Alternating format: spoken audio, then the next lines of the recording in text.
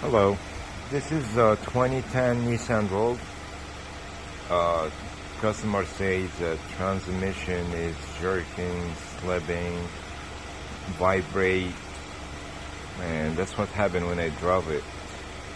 They also have a control arm problem. Let me show you here how to check the CVT transmission fluid. The car has to be running and in normal temperature. Like after you drove it, car is hot, like you see.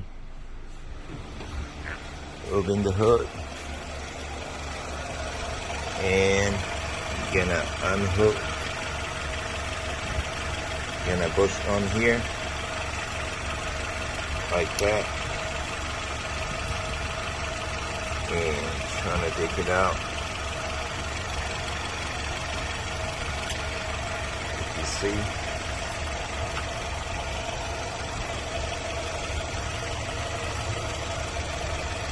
nothing on here. There is no fluid at all.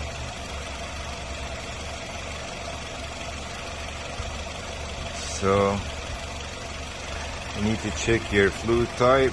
You come up here on a stick and you will see this is the NS2. There is also an NS3, but you're gonna get the right type of fluid. You can get it at Nissan or any auto parts store. So you add the fluid to the level to the second snitch right here.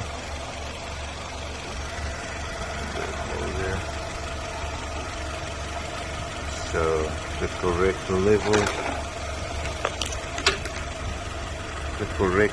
has to be so here or there.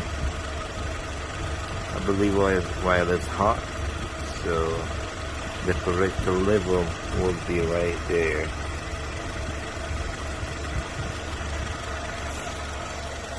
So if you do this, drive your car, and it should be good. I've done this 5 times before. Thanks for watching. Please like and subscribe for more videos.